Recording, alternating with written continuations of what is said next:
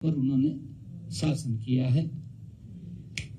क्योंकि कुछ समय तो लोगों के मन में इन्होंने जिस प्रकार का देश के अंदर एक वातावरण बना दिया था कांग्रेस के लोगों ने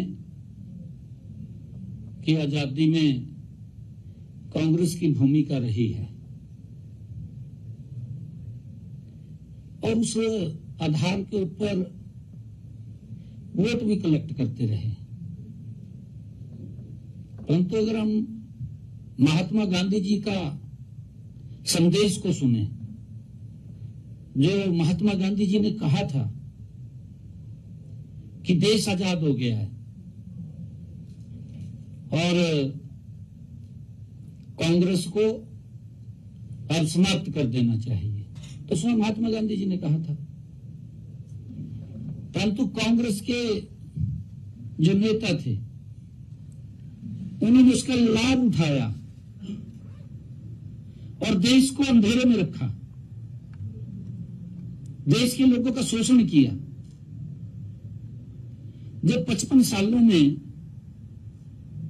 जो लोगों की अपेक्षाएं थी, यंग लोगों की अपेक्षाएं थी जिन्होंने इस आजादी में अपने आप को कुर्बान किया है, उनके सपने थे कि हमारा भारत गुलामी की जंजीरों से हम भी खुली हवा में सांस ले सकें, उससे मुक्त होना चाहिए। परंतु उसका लाभ उठा करके और लोगों को गुमराह करते रहे। आज ये स्थिति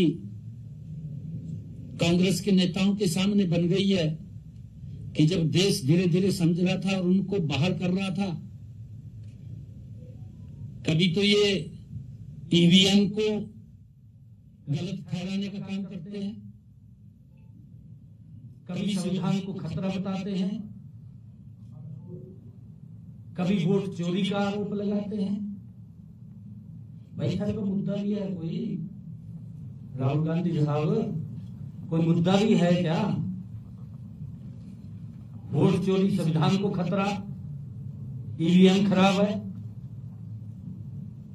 भाई अगर ईवीएम या ईवीएम के ऊपर जो आप क्वेश्चन उठा रहे हैं, आपके अगर जो सांसद भी चुने गए, विधायक भी चुने गए, कैसे चुनते हो? आप देश को ऐसे गुमराह नहीं कर सकते। आप किसी संवैधानिक पीठ को इस प्रकार से दोषी नहीं ठहरा सकते। एक प्रतिष्ठित हमारा चुनाव आयोग जो फेर चुनाव कराता है, इनके समय के अंदर तो, कांग्रेस के समय के अंदर तो मुझे लगता है कहीं ना कहीं घपलेबाजी चलती होगी। मोदी जी के नेतृत्व में ट्रांसपेरेंसी तरीके से चुनाव होते हैं, और ये चुनाव आयोग पर झूठे आरोप और भ्रामक बार बार बिना तैयारी के राहुल गांधी साहब तैयारी भी तो नहीं करते, भी जानकारी तो ले ले पूरी, बिना तैयारी के जनता के सामने आ जाते हैं। हाइड्रोजन बम कहां फोड़ूंगा, एटम बम, हाइड्रोजन बम की बात कही उसने, कहा मैं हाइड्रोजन बम फोड़ूंगा। बताओ भाई, हाइड्रोजन बम हम बिड़ रहे दिए। ये वही बात है कि कहा खुद्या पाड़ निकला चूहा। ये कहावत ये कांग्रेस और राहुल गांधी के ऊपर बैठती है, और लगातार इस प्रकार से किसी संवैधानिक पीठ को टारगेट बना करके उसके ऊपर उंगली उठाना, उस संस्था को कमजोर करना है।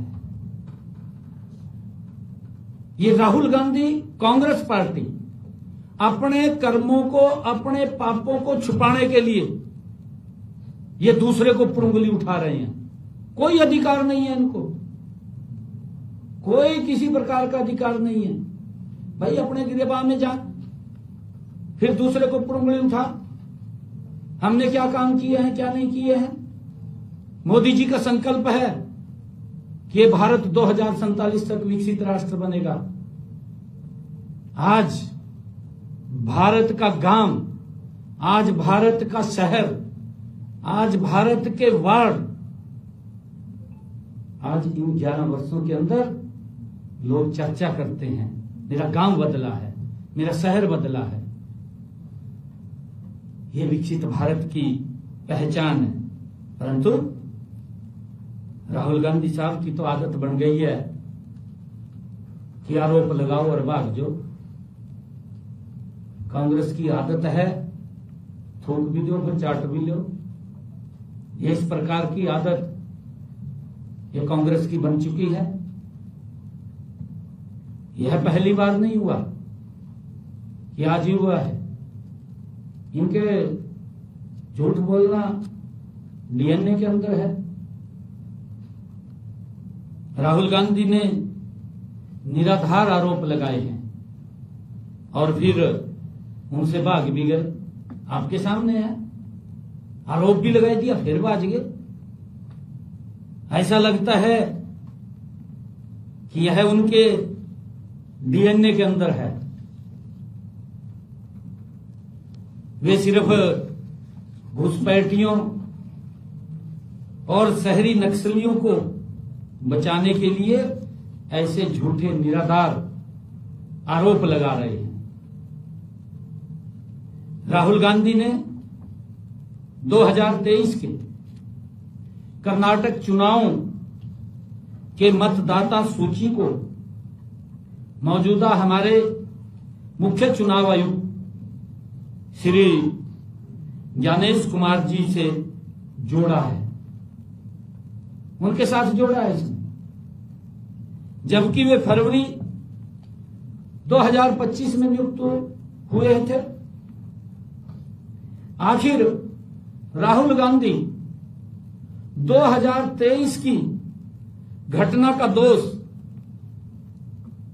हमारे आज के वर्तमान के मुख्य चुनाव आयुक्त पर क्यों मर रहे हैं, क्यों वो बोल रहे हैं? इसको यही नहीं पता लगता कि क्या हो रहा है क्या नहीं हो रहा। पूरी जानकारी उपलब्ध नहीं होती। कहीं ना कहीं तो स्क्रिप्ट आ जाती है, उसको बोल देते हैं। जहां तक कर्नाटक के अलंद जो उन्होंने विशेष रूप से टारगेट किया है, अलंद विधानसभा क्षेत्र की उन्होंने बात कही है, जिसका हवाला राहुल गांधी दे रहे थे अपनी प्रेजेंटेशन के अंदर। आपने भी सुना होगा, पूरे देश ने सुना। एक हाथ जेब में पैर रखा था, जेब में पैका बता रहे थे। वहां 2023 में कांग्रेस ही जीतती है, जहां को अल्लाह दे रहे थे। अगर वहां वोट चोरी होते, कैसे कांग्रेस पार्टी जीत जाती? क्यों देश को गुमराह कर रहे हैं? कांग्रेस के पास मुद्दा नहीं बचा, कोई मुद्दा नहीं है। बिना मुद्दे के अरे आपने लोगों को इतना प्रताड़ित कर दिया। आपने अरे 84 के दंगों को याद करके लोगों के रोंगटे खड़े हो जाते हैं। वोट चोरी तो आपके हो रहे हैं। अगर 84 के समय के अंदर जो अत्याचार किया गया, जिस प्रकार से लोगों को घरों से काट करके जला दिया गया, फिर वोट चोरी होगा? नहीं होगा। कैसे चोरी नहीं होगा? कौन वोट दे देगा आप लोगों को? आपने तो सारी संवैधानिक चीजों को दांव के ऊपर लगाया है और ये बात करते हैं वोट चोरी हो गया। 2023 में जिसकी बात कर रहा है वहां तो कांग्रेस जीत रही है। अगर वहां से कांग्रेस जीत रही है, अगर वोट चोरी होता या ईवीएम के अंदर कोई गड़बड़ होती, कैसे जीत जाते ये? इतना तो देख लीजिए। राहुल अपने ही विधायक को मुश्किल में डाल रहे हैं। बड़ी मुश्किल तो बेचारा बढ़िया, उसकी अपनी छवि होगी, अपनी छवि के कारण बन गया होगा। उसका विधायक पद भी खोसने के ऊपर लगे हुआ, उसका विधायक पद भी चला जा। क्या ये बातें करते हैं? सच में राहुल गांधी जो भी वक्तव्य उन्होंने दिए हैं उसको तोड़ मरोड़ करके जनता के सामने झूठ परोस दिया है, भ्रमित कर दिया है। मैं बताना चाहूंगा इस मामले में पहले ही एफआईआर दर्ज हो चुकी है। वो चुनाव आयोग ने उसके ऊपर उपयोग किए गए मोबाइल नंबर और आईपी पते पर उपलब्ध कराए हैं। अगर कहीं कोई गड़बड़ हुई है, चुनाव आयोग की ड्यूटी है, स्वतंत्र है, वो संवैधानिक पीठ है, वो उसके ऊपर दबाव नहीं होता किसी का। वो तुरंत कार्रवाई संज्ञान लेता है, कार्रवाई करता है। उसके ऊपर दबाव किसका है? कांग्रेस के समय में होता होगा चुनाव आयोग के ऊपर दबाव। उनके समय में ये उपयोग करते थे, अपनी तरफ नहीं झांक रहे। मोदी जी के समय में नहीं है किसी के ऊपर कोई दबाव। हमारी सभी संवैधानिक संस्थाएं स्वतंत्र रूप से काम कर रही हैं। मोदी जी के नेतृत्व में संविधान सुरक्षित है। कांग्रेस के समय में संविधान भी सुरक्षित नहीं था।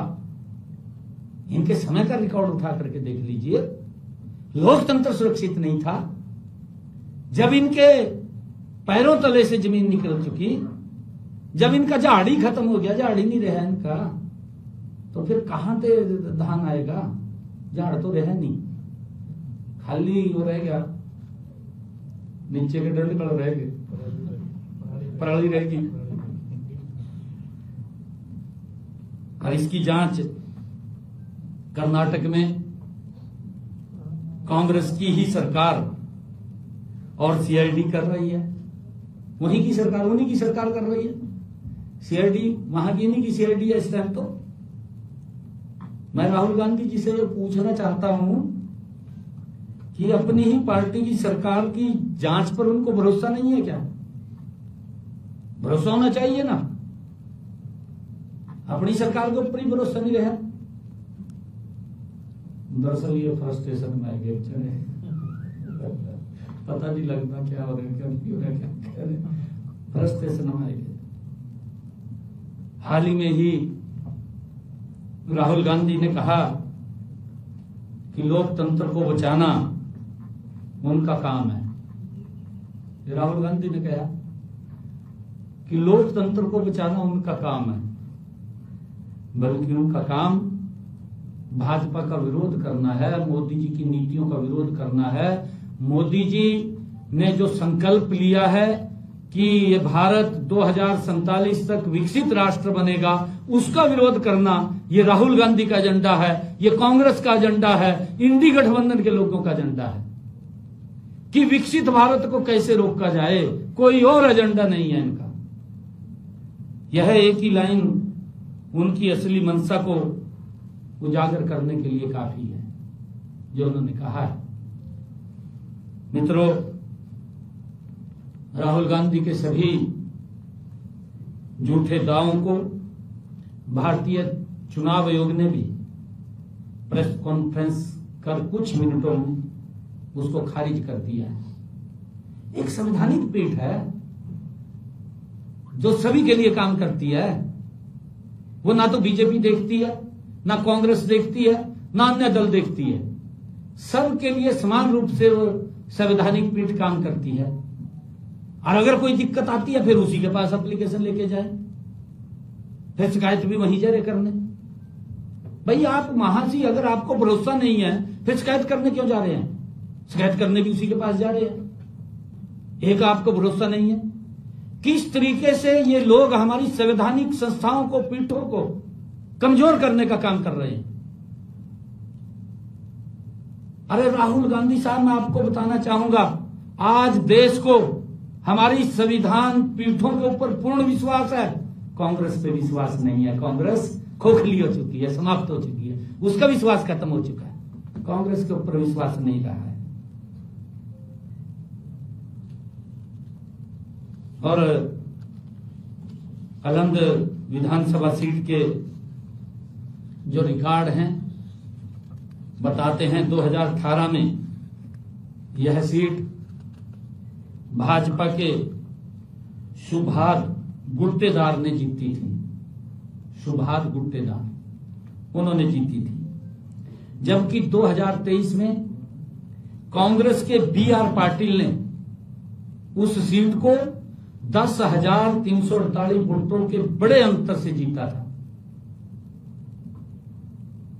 जो हाइड्रोजन बम फोड़िया कम से कम देख तो दिन दल में भी कुछ है बॉम्ब ठायों को मिला आज नहीं कुछ भी